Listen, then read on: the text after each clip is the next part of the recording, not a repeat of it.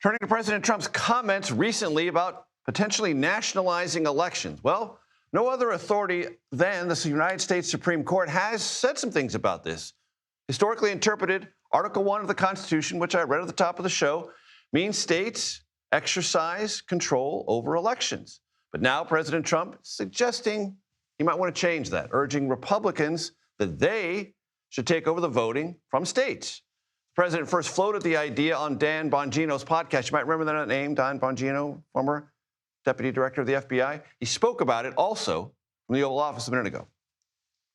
If a state can't run an election, I think the people behind me should do something about it. Because, you know, if you think about it, a state is an agent for the federal government in elections. I don't know why the federal government doesn't do them anyway. But when you see some of these states about how horribly they run their elections, what a disgrace it is, I think the federal government, when you see crooked elections, and we had plenty of them, and by the way, we had them last time, but go to 2020 and look at the facts that are coming out. Rigged, crooked elections. If we have areas, take a look at Detroit, take a look at Pennsylvania, take a look at Philadelphia.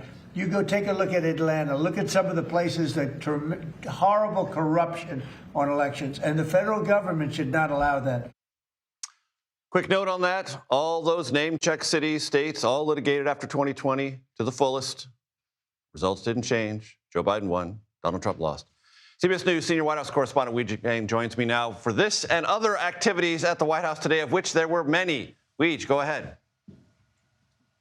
Well, Major, the reporter in that room who asked the original question that the president was responding to followed up by making your point, which is that the Constitution says that the states should administer elections. And the president said, well, they can administer them, but they need to do it honestly. And so he offered a little bit about what should happen if they don't do it honestly. His press secretary earlier today went a little further and gave this detail. Take a listen. I don't think any rational person who's being honest with themselves would disagree with the idea of requiring citizens of this country to present an ID before casting a ballot in a federal election, or frankly in any election. And that's something the president wants to see happen. So that's what he was referring to. But to be clear, he does believe the states should oversee elections. The president believes in the United States Constitution. However, he believes there has obviously been a lot of fraud and irregularities that have taken place in American elections. And again, voter ID is a highly popular and common sense policy that the president wants to pursue, and he wants to pass legislation to make that happen for all states across the country. And Major, my initial question was, what does it look like in practice if the federal government were to take over these elections? And Caroline Leavitt, the press secretary, said that all the president was talking about was to support the Safeguard American Voter Eligibility Act, which means that voters would have to show proof of U.S. citizenship when they voted, and not just something like a driver's license, which Democrats are fiercely pushing back on because they say that would severely limit the amount of people who would go vote, that it would be cumbersome. And so that is what she explains the president meant. Congress can set broad parameters for elections. States administer them, and if Congress passes the SAFE Act, then it will be law. But until it doesn't, it isn't. Correct. And that's where we stand. Weijia Jiang in the North Lawn of the White House. Great to have you with us. I'm going to take a walk. We haven't done this in a while. I've got my iPhone. I got my coffee cup. David Becker, our election law expert, is going to join us as I walk over to the conversation corner to dig more deeply into this. David, I'm always glad to see you. Thanks for making that very nimble maneuver. Let me get my coffee down on the table, my iPhone down. We've covered some of the basics. Take it from there. Well, as you pointed out, the Elections Clause of the Constitution couldn't be any more clear. It's actually one of the areas the founders carved out specifically to exclude the executive from any power over elections. It's the state legislatures first, and then Congress can also, as you pointed out, legislate if they choose to do so, and they've done that rarely.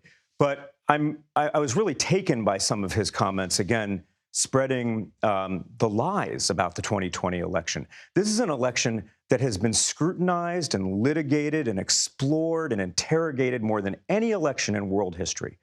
The public servants who run elections, people you and I have talked to quite many times, and I work with every day, Republicans and Democrats, somehow managed the highest turnout in American history during a global pandemic. In the 2020 election. In the 2020 election. And their work has withstood all of that scrutiny. Every single time when the president's allies lied about the election and they were sued for defamation, they lost every case to a tune of about $1 billion in damages. We know what happened in the 2020 election.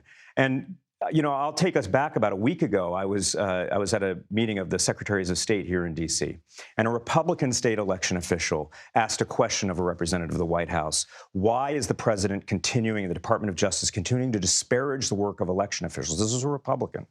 And when you hear him talk about crooked elections and states where they can't run elections, these are public servants who have done remarkable work to do that, and their work has, again, withstood that scrutiny. Some states have voter ID, do they not? Yeah, they do. And you heard the president's spokesperson kind of conflate voter ID and proof of citizenship, which are two different things. Many states have voter ID. The majority of states actually have voter ID, but that's a state issue on whether to implement it. And it is popular when you poll it. It is. And but even between the states, whether they have ID or not, we know fraud is extremely rare. Now, with regard to proof of citizenship, we also already have that because of a 2002 law, the Help America Vote Act, which requires every single voter who registers to present an ID number, a driver's license number or a social security number that gets checked against the database. Our elections are remarkably secure. If you look at our voter lists, they're more accurate than they've ever been. If you look at our voting systems, because of paper ballots and audits, they're more secure and accurate than they've ever been as well. David, it's always a pleasure. Thanks a lot, Major. Thanks for making that walk. It's a short one, but it's fun.